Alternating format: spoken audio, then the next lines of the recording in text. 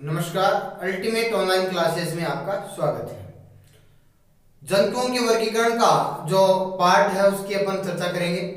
जंतुओं का वर्गीकरण जो पर्यावरण है उसके अंदर विभिन्न प्रकार की जो जातियां पाई जाती है, विभिन्न प्रकार के जो जीव पाए जाते हैं वो एक दूसरे से किस प्रकार भिन्न होते हैं या सरल जीव जो होते हैं उनसे लगातार किस प्रकार से अलग अलग जो संरचनाएं होती है, अलग अलग जो सिस्टम्स होते हैं उनका धीरे धीरे आगे से आगे जीवों के अंदर जो है वो निर्माण होते हुए और एक जो विकसित जीव होता है उसका निर्माण होता है। जंतुओं के वर्गीकरण के अंदर जो संपूर्ण जंतु है, एनिमल्स जो है, उनको दो मुख्य रूप से दो भागों के अंदर डिवाइड किया गया है। एक तो प्रोटोजोआ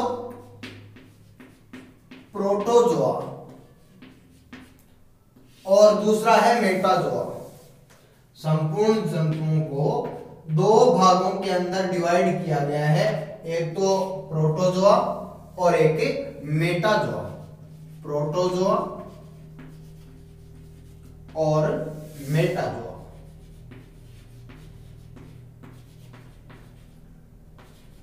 देखिए, सबसे पहले अपन बात करते हैं प्रोटोजोआ की। प्रोटोजोआ की यदि अपन बात करें तो ये सबसे पहले विकसित जीव या प्राथमिक एनिमल, प्राइमरी एनिमल्स इनको बोल सकते हैं। सबसे पहले जो विकसित जीव है वो होते हैं प्रोटोजोआ। इसके एग्जाम्पल में अमीबा, पैरामीशियम और लिस्मानिया, ये जो होते हैं वो होते हैं प्रोटोजोआ।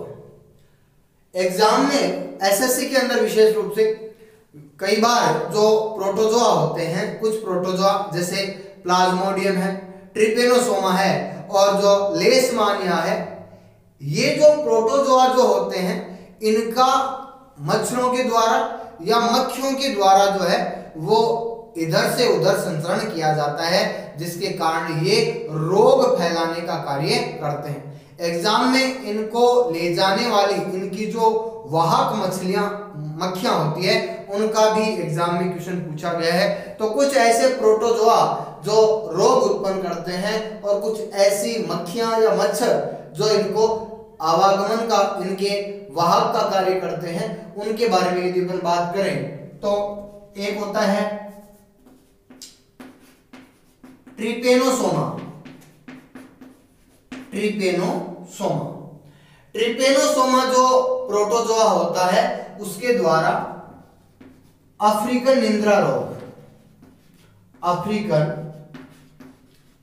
निंद्रा रोग होता है और इसको वाहक का जो कार्य करती है वो होती है सीसी मक्खी। दूसरा प्लेज्मोडियम या प्लाज्मोडियम के द्वारा होता है मलेरिया। और हम जानते हैं कि मलेरिया की वाहक जो होती है वो होती है मादा एनाफिलिस। देखिए, नर मच्छर जो होता है वो कभी नहीं काटता है। नर मच्छर जो होते हैं वो अपना जो भोजन है वो पादप से प्राप्त करते हैं, लेकिन मादा जो मच्छर होती है उनको अपने प्रजनन के लिए और मनुष्य के रक्त के अंदर जो है वो आवश्यकता होती है। तो हम कहते हैं कि मादा मच्छर जो होती है, मादा एनाफिलिस जो होती है वो मलेरिया के रोग वाहक, प्लेज्मोडियम की वाहक होती है। और आगे यदि अपन बात करें तीसरा तो लीशमानिया और लीशमानिया के द्वारा होता है काला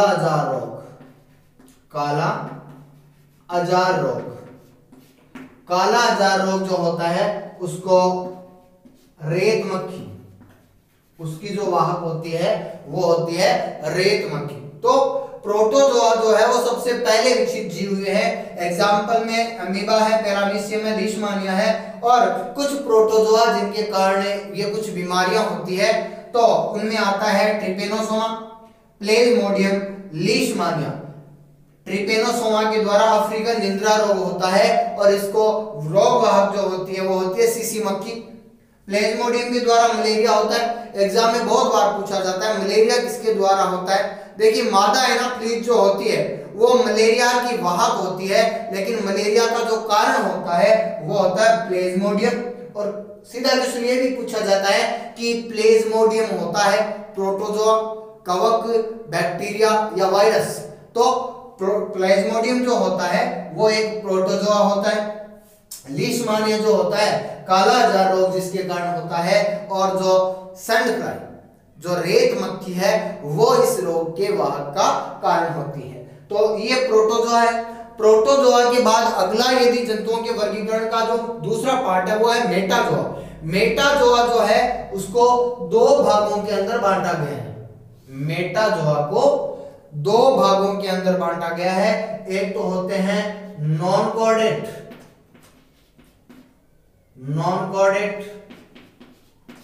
और एक होते हैं कॉर्डेट।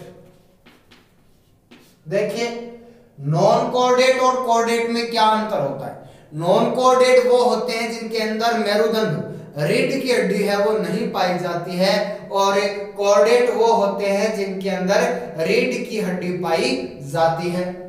तो इनके समूह की यदि अपन बात करें तो कॉर्डेटा जो होते हैं उसके अंदर 5 प्रकार के मुख्य रूप से वर्ग होते हैं, जिनके अंदर मछलियां होती है, जल स्थलचर उभयचर जिनको बोलते हैं, मेंढक है, सैलामेंडर है, या सरीसृप सांप वगैरह होते हैं, या रेंग कर चलने वाले जीव जो होते हैं, घरेलू छिपकली वगैरह।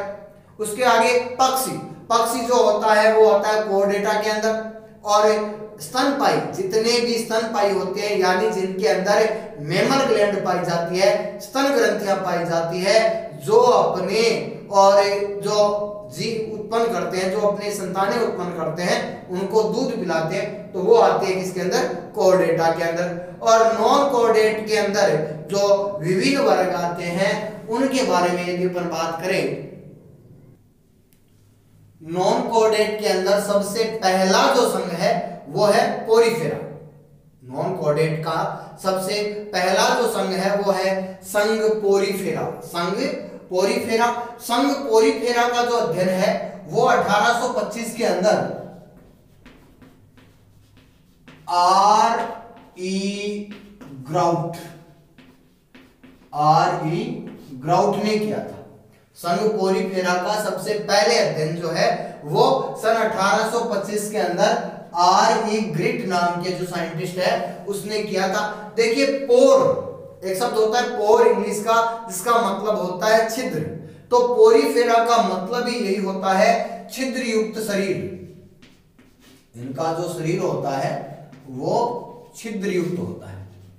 तो पोरीफेरा जो संघ के प्राणी होते हैं उनका शरीर है वो छिद्र युक्त होता है, उसके शरीर में अनेक छिद्र है वो पाए जाते हैं। इस संघ के जो सदस्य होते हैं उनको बोलते हैं स्पंज। पोरीफेरा संघ के जो सदस्य होते हैं उनको बोलते हैं स्पंज। आगे यदि अपन बात करें क्योंकि इनमें पानी सोखने की क्षमता, ये पानी सोखते हैं, पानी सोखने की क्षमता होती है। हमने पढ़ा कि बहुत सारे छिद्र होते हैं, तो छिद्रों के अंदर है वो द्वारा पानी है वो आसानी से सोखा जा सकता है। तो पोरीफेरा छिद्र युक्त शरीर वाले जीव होते हैं जिनमें पानी को सोखने की क्षमता होती है। इनके अंदर नाल तंत्र, कैनाल सिस्टम, नाल तंत्र पाया जाता है।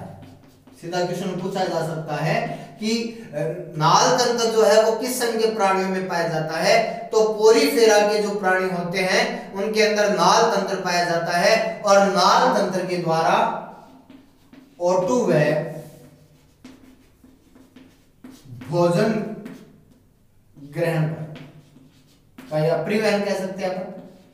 नाल तंत्र कैनाल सिस्टम जो है वो पोरीफेरा के अंदर पाया जाता है, जिसके द्वारा भोजन और जो ऑक्सीजन है उसकी पूर्ति की जाती है। आगे यदि अपन बात करें तो इनका जो शरीर होता है वो स्पॉन्जिन प्रोटीन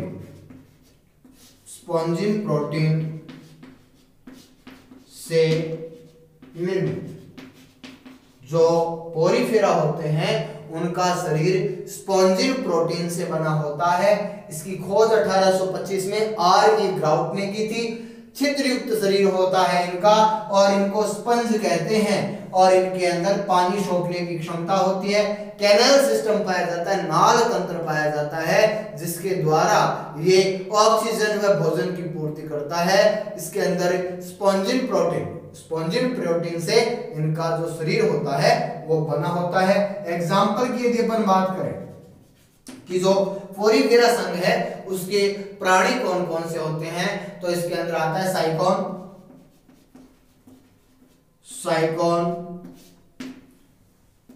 स्पॉन्जिला और यूस्पोंजिया।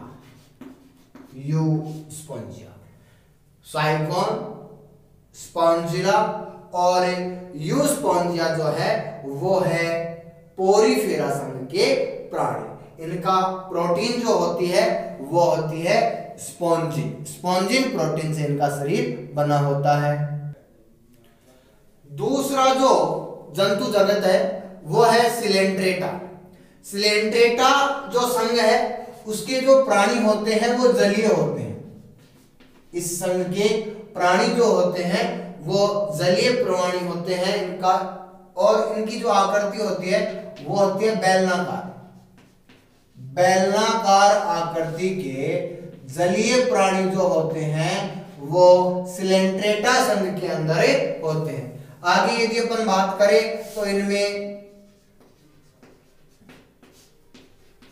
जालवत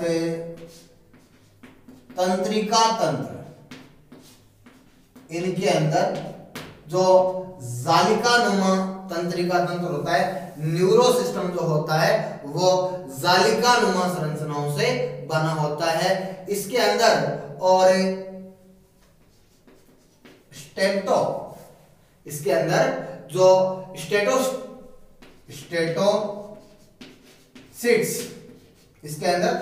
स्टेटोसिट्स नाम की संरचना पाई जाती है जो संतुलन में सहायक होती है। स्टेटोसिट्स जो होती है ये संरचनाएं जो होती है वो सिलेंट्रेटा के अंदर संतुलन के अंदर सहायक होती है। इनका जो बाह्य कंकाल होता है, बाह्य कंकाल जो होता है वो काइटिन व इनका बाह्य कंकाल काइटिन व कैल्शियम से निर्मित। सिलेंट्रेटा जो संघ है वो उसके जो जीव होते हैं वो जलीय होते हैं जिनकी आकृति जो होती है वो बेलनाकार होती है और इनके अंदर जालवत तंत्रिका पाया जाता है और इनके शरीर के संतुलन के लिए स्टेटोसिट्स नाम की जो संरचनाएं हैं वो इनके शरीर में पाई जाती है और इनका बाह्य कंकाल जो होता है वो काइटिन व कैल्शियम का बना होता है। एग्जाम्पल की यदि अपन बात करें, एग्जाम्पल में सबसे पहला एग्जाम्पल जो है वो है जेलीफिश। देखिए जेलीफिश, फिश का मतलब होता है मछली, लेकिन मछली नहीं है ये। जेलीफिश, फिश का मतलब होता है मछली, तो जेलीफिश जो है वो एक मछली नहीं है, ये एक सिलेंट्रेट है। तो अपने को याद रखना है, एग्जाम में पूछा गया क्वेश्चन एसएससी के अंदर कि जेलीफिश को किस संघ के अंदर रखा गया है, तो हम फिश देखकर है वो मत्स्य संघ कर देते हैं, लेकिन ये फिशीज जो फैमिली है उसके अंदर नहीं आती है, ये आता है सिलेंट्रेटा जो किंगडम जो है उसके अंदर। आगे देखिए, आगे यदि अपन बात करें तो जेलीफिश है वो एक सिलेंट्रेट है और जेलीफिश के अलावा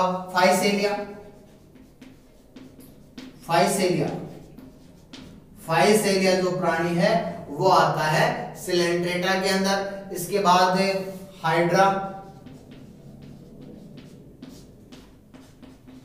एडेंसिया। हाइड्रा, एडेंसिया और Aurelia,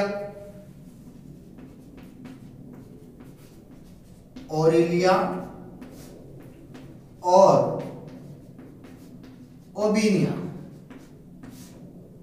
jellyfish, Physalia, hydra, एडेंसिया, Aurelia और जो ओबिनिया है वो आते हैं सिलेंट्रेटा के अंदर। सिलेंट्रेटा जलीय बेलनाकार आकृति के जीव होते हैं जिनके अंदर नालवत जो जालवत तंत्रिका तंत्र है वो पाया जाता है। एग्जाम में पूछा गया क्वेश्चन है। और स्टेटोटिस्टिक जो होते हैं वो इसके अंदर संतुलन अंग होते हैं। बाह्य कंकाल जो होता है वो इसका बना होता है काइटिन और कैल्शियम का। एग्जाम्पल जो इसके है वो है जेलीफिश, फाइसेलिया, हाइड्रा और एडेंसिया, ओरिलिया और ओबिनिया। अगला जो संघ है वो है संघ टीनोफोरा। अगला जो संघ है वो है संघ टीनोफोरा। देखिए संघ टीनोफोरा की यदि अपन बात करें तो सभी जो जंतु होते हैं इसके, सभी जंतु समुद्री होते हैं। संघ टीनोफोरा जो है इसके सभी जंतु जो होते हैं वो समुद्री होते हैं, जिनको बोलते हैं समुद्री अखरोट, समुद्री अखरोट या कोम्ब जेली। संघ टीनोफोरा के सभी जंतु जो होते हैं वो होते हैं समुद्री और जिनको बोलते हैं समुद्री अखरोट। आपसे पूछा जा सकता है किस संघ के प्राणियों को समुद्री अखरोट कहते हैं, तो टीनोफोरा जो संघ है उसके प्राणियों को समुद्री अखरोट कहते हैं या इनको बोलते हैं कोम्ब जेली। आगे यदि अपन बात करें तो इसकी सिर्फ 85 प्रजातियां हैं, 85 प्रजातियां हैं विद्यमान है। सबसे छोटा सा 50 प्रजातियां जो है वो संघ टीनोफोरा की है वो विद्यमान है, जिनके अंदर यदि अपन बात करें तो फ्लूरोब्रेकिया,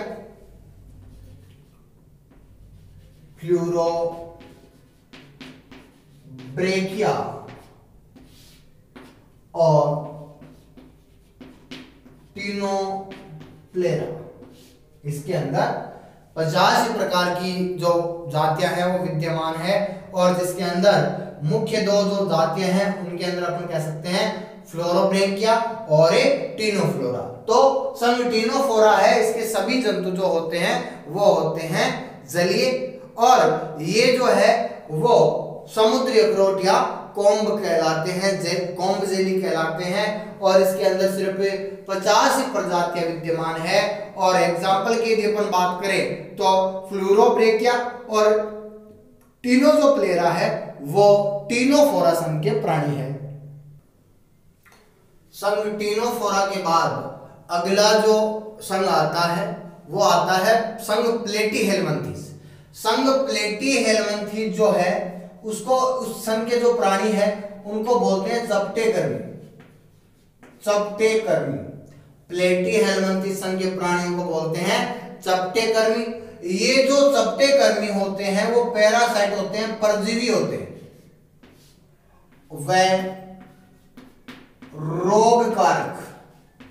चपटेकर्मी जो होते हैं प्लेटीहेलमिन्थीज जो होते हैं वो परजीवी होते हैं और रोग कारक होते हैं, ये रोग फैलाने का कार्य करते हैं। आगे यदि अपन बात करें तो इनके अंदर जो उत्सर्जन होता है, उत्सर्जन इनके अंदर फ्लेम सेल, ज्वाला कोशिका, उत्सर्जन जो इनके अंदर होता है वो होता है फ्लेम सेल्स के द्वारा, ज्वाला कोशिका के द्वारा होता है। और इनके अंदर जो अधूरा पाचन तंत्र, इनका जो अधूरा पाचन तंत्र जो होता है, डाइजेस्टिव सिस्टम जो होता है वो इनके अंदर कंप्लीट नहीं होता, पूर्ण रूप से विकसित नहीं होता। आगे यदि अपन बात करें तो जो इनके अंदर और उत्सर्जन है वो ज्वाला कोशिका के द्वारा हो गया। अधूरा पाचन तंत्र जो होता है वो इनके अंदर विद्यमान होता है। एग्जाम्पल की यदि अपन बात करें तो इसका एग्जाम्पल हम ले सकते हैं लीवर फ्लूक। एग्जाम्पल की यदि अपन बात करें, एग्जाम्पल ले सकते हैं लीवर फ्लूक, भेड़ व भैंस के लीवर फ्लूक जो है वो भेड़ व भैंस के लीवर के अंदर है, वो पैरासाइट के रूप में, परजीवी के रूप में है वो पाया जाता है। एग्जाम्पल और भी है सिस्टोसोमा और प्लेनेरिया।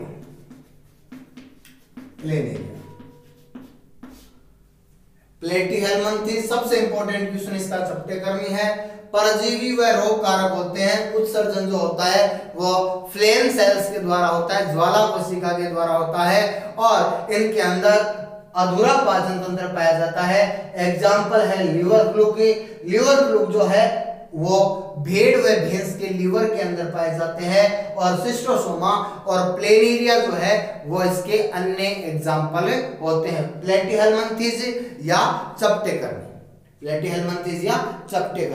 इसके बाद अगला जो संघ है वो है संघ निमेटोडा या एस्केहेल्मिंथेस।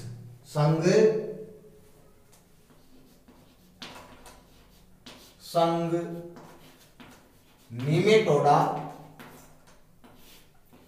या एस्केहेल्मिंथेस। संघ निमेटोडा या एस्केहेल्मिंथेस इनको बोलते हैं फीताकर्मी, गोलकर्मी, सूत्रकर्मी और पिनकर्मी। संघ निमेटोडा या एस्केहेल्मिंथेस जो है इसके अंदर आते हैं फीताकर्मी, गोलकर्मी, पिनकर्मी या सूत्रकर्मी। इसके अंदर तंत्रिका तंत्र जो होता है वो गैंग्लिया नामक संरचना से बना होता है। तंत्रिका तंत्र न्यूरोसिस्टम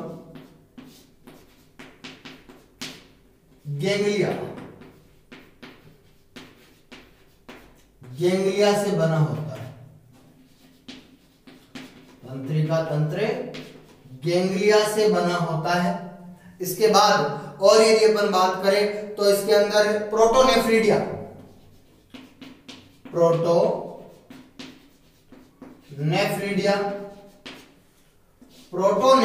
जो है वो इसके अंदर उत्सर्जन अंग, एक्सक्रीशन जो ऑर्गन होते हैं उत्सर्जन अंग, वो निमेटोडा या एस्केहेल्मिंथेस के अंदर प्रोटोनेफ्रिडिया होता है। एग्जाम में पूछा गया क्वेश्चन है कि प्रोटोनेफ्रिडिया जो उत्सर्जन अंग है वो किसके अंदर पाए जाते हैं, तो प्रोटोनेफ्रिडिया जो है वो पाए जाते हैं संघ निमेटोडा या एस्केहेल्मिंथेस के अंदर। एग्जाम्पल की यदि अपन बात करें तो एस्केरिश जो होता है वो हमारी मानव की आंख में मिलता है। एस्केरिश निमेटोडा संघ का एक जीव होता है जो मानव की आंख में मिलता है और होता है इसके अंदर फाइलेरिया एक निमेटोड होता है। निमेटोडा या एस्केहेल्मिंथेस जिसको फीताकर्मी, गोलकर्मी, सूत्रकर्मी या पिनकर्मी कहते हैं। तंत्रिका तंत्र जो होता है वो गैंग्लिया से बना होता है। प्रोटोनेफ्रिडिया जो होते हैं वो इसके अंदर उत्सर्जनम होते हैं। और एग्जाम्पल की यदि अपन बात करें तो एस्केरिश जो मानव की आंत के अंदर पाया जाता है और फाइलेरिया है वो निमेटोड होते हैं। अगला संघ है संघ एनिलिडा। संघ एनिलिडा की यदि अपन बात करें तो खंडयुक्त शरीर। एनिलिडा संघ के जो प्राणी होते हैं उनका शरीर जो होता है वो विभिन्न खंडों के अंदर विभाजित होता है उत्सर्गिकाएं, उत्सर्गिकाएं जो होती है वो इनके अंदर उत्सर्जन अंग होते हैं। एनिलिडा के अंदर उत्सर्जन अंग जो होते हैं वो होते हैं उत्सर्गिकाएं, जिनके द्वारा अपशिष्ट पदार्थों का निपटान किया जाता है। आगे यदि अपन बात करें तो सीटी,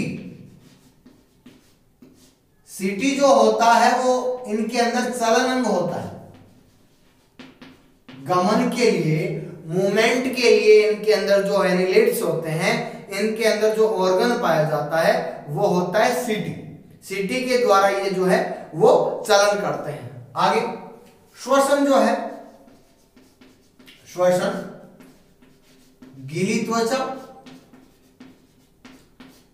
तथा क्लोम के द्वारा इनके अंदर एनिलेट्स जो होते हैं उनके अंदर श्वसन, या तो जो गीली उनकी जो त्वचा होती है, स्किन होती है, वेट स्किन के द्वारा हो जाता है, या क्लोम जो होते हैं उनके द्वारा इनके अंदर श्वसन का कार्य होता है। और एग्जाम्पल की यदि अपन बात करें तो केंचुआ, जोंक और नेरिस, ये कुछ एनिलिड होते हैं। हमें पता है केंचुआ जो होता है, जोंक जो होता है, नेरिस वगैरह होती है, उनका शरीर, केंचुए का शरीर तो 100 से अधिक खंडों के अंदर है, वो बंटा हुआ होता है। तो ये जो जीव होते हैं वो खंड युक्त जीव होते हैं। शरीर विभिन्न खंडों के अंदर अलग अलग पार्ट के अंदर बंटा हुआ होता है। एनिलिड्स, इनके अंदर उत्सर्गिकाएं जो होती है वो उत्सर्जन का अंग होती है। अपशिष्ट पदार्थों को बाहर निकालने का अंग जो होता है वो होती है उत्सर्गिकाएं। सीटी, सीटी के द्वारा इनके अंदर मूवमेंट होती है, चलन होता है। और जो श्वसन होता है वो या तो इनकी वेट स्किन, गीली त्वचा के द्वारा होता है, या इनके अंदर क्लोम जो पाए जाते हैं उनके द्वारा इनके अंदर श्वसन होता है। संघ एनिलिडा के बाद अगला जो संघ आता है वो है संघ आर्थ्रोपोडा। संघ आर्थ्रोपोडा, देखिए सबसे पहले यदि अपन बात करें ऑर्थोपोड्स, ऑर्थोपोड्स का मतलब होता है संधि युक्त पैर, यानी जिनके पैर के अंदर जो है वो अपन कह सकते हैं जोड़े युक्त जोड़ पाए जाते हैं। पैर है वो विभिन्न जोड़ों के अंदर है वो विभाजित होता है।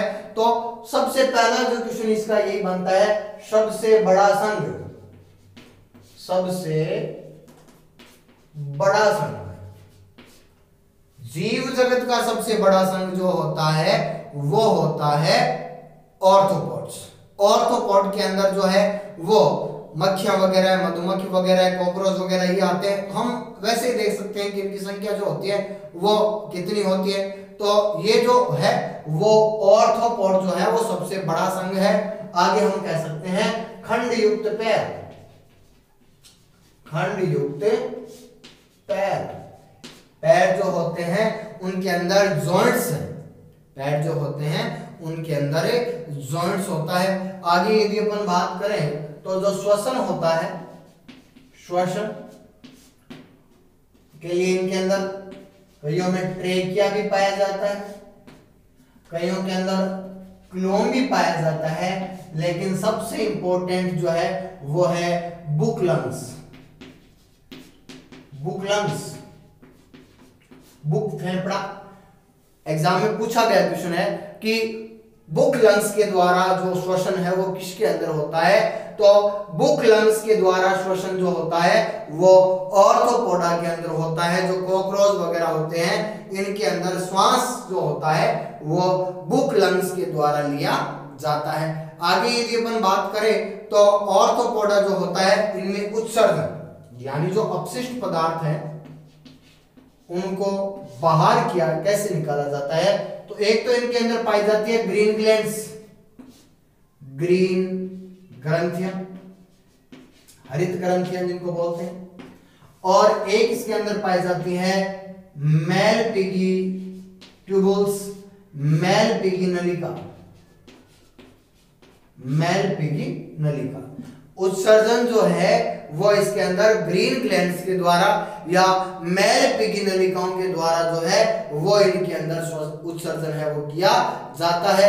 आगे यदि अपन बात करें तो इनके अंदर हीमोसिल, जो रक्त गुहा होती है उसको बोलते हैं हीमोसिल।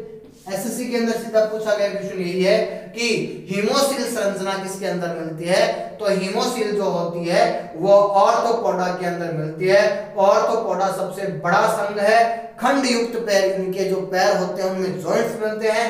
श्वसन जो होता है वो ट्रेकिया के द्वारा होता है, क्लोम के द्वारा होता है, बुकलम्स के द्वारा होता है, और इनके अंदर जो उत्सर्जन होता है वो होता है ग्रीन ग्रंथियों के द्वारा और मेल पिगी नलिकाओं के द्वारा।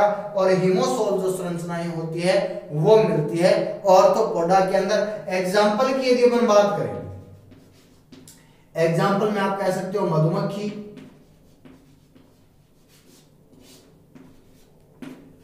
और अपन इसके अंदर कह सकते हैं कॉकरोच, मधुमक्खी है, कॉकरोच है, बिच्छू, बिच्छू, और सबसे इंपॉर्टेंट जो याद रखना है वो होती है रजत मछली या सिल्वर फिश। रजत मछली या सिल्वर फिश। देखिए सिल्वर फिश जो होती है वो एक ऑर्थोपोड होती है, लेकिन फिश वही जेली फिश वाली बात है। देखिए तीन कंफ्यूजन वाले क्वेश्चन बनते हैं, एक तो जेली फिश होती है, एक सिल्वर फिश होती है और एक स्टार फिश होती है। ये तीनों ही जो है वो मछलियां नहीं होती है। तारा मछली मछली नहीं है, रजत मछली भी मछली नहीं है, और जेलीफिश है वो भी मछली नहीं है।